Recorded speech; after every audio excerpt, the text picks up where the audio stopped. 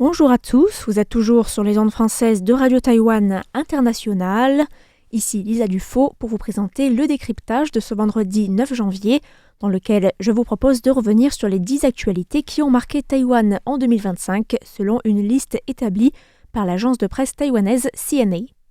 On commence par l'arrivée massive des bénévoles à Hualien en septembre et en octobre dernier, après que le débordement du lac de Fata'an, suite à de fortes pluies, a provoqué de graves inondations dans la commune de Guangfu. Ces inondations ont non seulement fait 19 morts, mais ont aussi recouvert une partie de la commune d'une boue épaisse que de nombreux volontaires se sont empressés d'aller aider à déblayer, créant ainsi un mouvement de solidarité dans tout le pays, avec des volontaires qui sont vraiment venus de partout avec leurs bottes, leurs gants et leurs outils de chantier, et qui avaient été surnommés les Chans Chaoren, qui peut se traduire par les héros aux pelles. Ce mouvement de solidarité a d'ailleurs donné lieu à de nombreux dons en argent, avec près de 1,4 milliard de dollars taïwanais de dons privés collectés sur le compte bancaire mis en place pour la reconstruction par le ministère taïwanais de la Santé. Je vous rappelle qu'un reportage et une vidéo ont été publiés sur notre site internet si le sujet vous intéresse, et que c'est aussi une actualité qui a continué puisqu'il y a eu depuis d'autres lacs qui se sont formés ou qui ont débordé et que les autorités taïwanaises sont toujours en train d'essayer de régler la situation et de sécuriser la montagne pour éviter de nouvelles catastrophes. La semaine dernière encore, on a parlé dans nos actualités de l'arrivée d'une équipe sur la crête du lac de barrage qui a pu commencer les travaux visant à déblayer les rochers et les sédiments accumulés à l'origine de la formation du lac et à restaurer le cours de la rivière. En deuxième, on a l'attaque au couteau à Taipei le soir du 19 décembre lorsqu'un homme de 27 ans a lancé plusieurs bombes fumigènes dans la station de métro Taipei Main Station, faisant 3 morts, dont un homme de 57 ans qui a tenté de l'arrêter, ainsi que 11 blessés. Ce genre d'incident est rare à Taïwan et a causé beaucoup d'inquiétudes chez les Taïwanais qui, pour certains, avaient l'attaque en tête pour le Nouvel An, d'autant plus que plusieurs personnes ont été arrêtées après l'attaque pour avoir appelé ou menacé de commettre des actes similaires. C'est pourquoi la ville de Taipei a déployé une présence policière renforcée avec plus de 3000 agents de police, pompiers et volontaires civils pour assurer la sécurité des célébrations du Nouvel An. Le troisième titre retenu dans le classement est le refus par le Premier ministre de contresigner les amendements à la loi sur la répartition des recettes adoptée le 14 novembre par le Parlement, qui est dominé par l'opposition. C'est la première fois en effet que le gouvernement refuse de contresigner un texte, mais difficile de dire si cela a autant marqué les Taïwanais, au même titre que les 2 titres qu'on vient de mentionner par exemple, d'autant plus que toute l'année 2025 a été marquée par les tensions et les conflits entre le Parlement et le gouvernement et entre les députés du KMT et du TPP d'un côté et ceux du DPP de l'autre, avec aussi un blocage partiel des institutions. Il y a ensuite en quatrième le retour de la peste porcine africaine à Taichung qui a ravivé un traumatisme pour le monde de l'élevage à Taïwan. Le gouvernement a levé l'interdiction totale du transport et de l'abattage des porcs le 6 novembre et c'est seulement au bout de 3 mois sans nouveau cas que Taïwan pourra retrouver son statut de pays sans peste porcine africaine. Le 5e titre concerne la dispute autour du terrain désigné pour le QG de Nvidia à Taïwan qui se situe dans le parc scientifique de Beidou-Shelin à Taipei. L'entreprise Nvidia, qui avait annoncé en mai 2025 vouloir implanter son quartier général à Taipei, avait été bloqué par un contrat d'exploitation de plusieurs années avec Shin Kong Life Insurance sur le terrain visé par Nvidia et appartenant à la mairie de Taipei. Shin Kong Life a finalement cédé et a annoncé son retrait, autorisant ainsi le président Mark Wei à résilier mutuellement l'accord sur les droits de superficie avec la municipalité de Taipei, sous réserve que celle-ci accepte de rembourser à Shin Kong Life tous les frais déjà engagés. Et en 6e, c'est un sujet qui a occupé une place centrale dans la vie politique et médiatique taïwanaise pendant au moins les 6 premiers mois de l'année et qui mérite sans aucun doute amplement sa place dans la liste.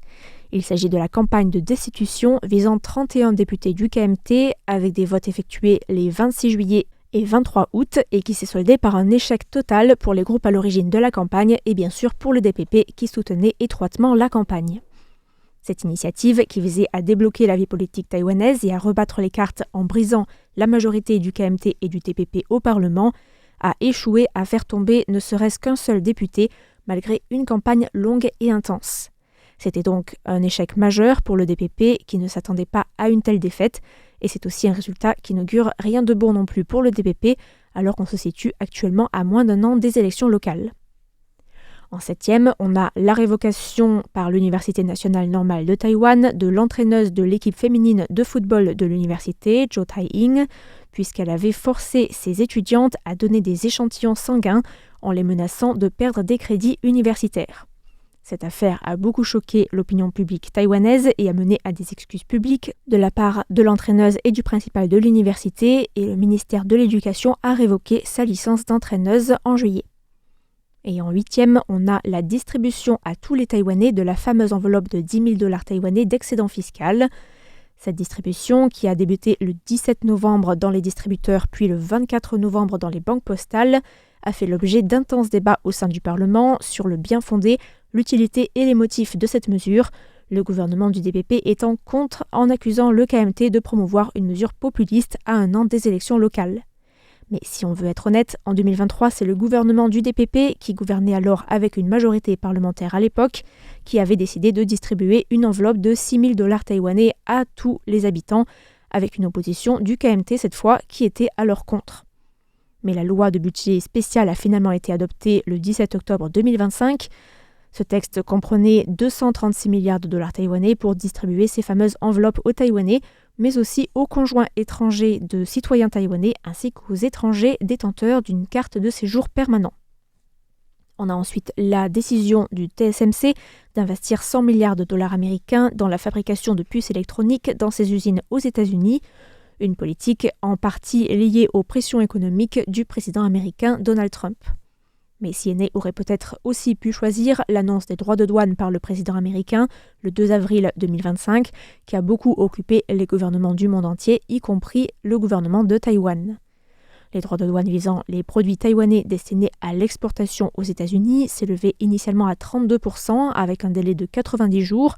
un taux qui a finalement été abaissé à 20% après des négociations jugées décevantes pour beaucoup d'entreprises taïwanaises, puisqu'il s'agit d'un taux supérieur aux voisins proches de Taïwan, qui sont aussi des concurrents de Taïwan, comme la Corée du Sud ou le Japon, qui ont eux réussi à négocier un taux de 15%.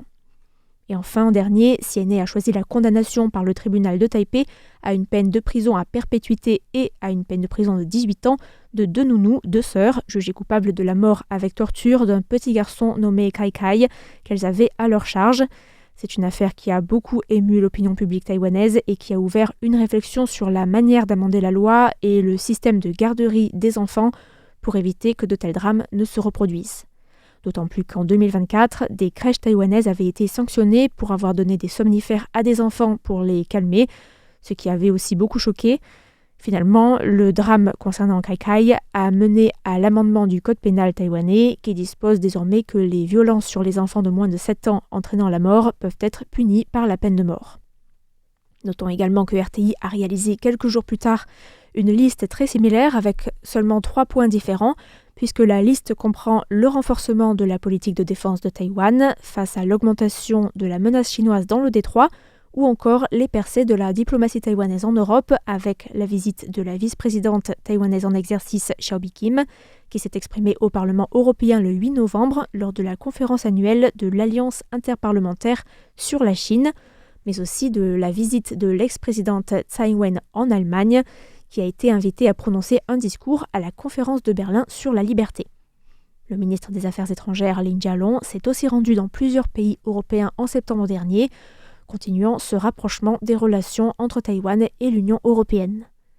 Et enfin, RTI a aussi inclus à sa liste la création d'un ministère des Sports au sein du gouvernement taïwanais, avec la nomination du champion de badminton Li Yang, 30 ans seulement, médaille d'or olympique, au poste de ministre, faisant de lui au passage le plus jeune ministre de l'histoire de Taïwan. Ainsi s'achève le décryptage de ce vendredi 9 janvier qui vous était présenté par Lisa Dufaux. Merci à tous pour votre écoute et à bientôt sur Radio Taïwan International.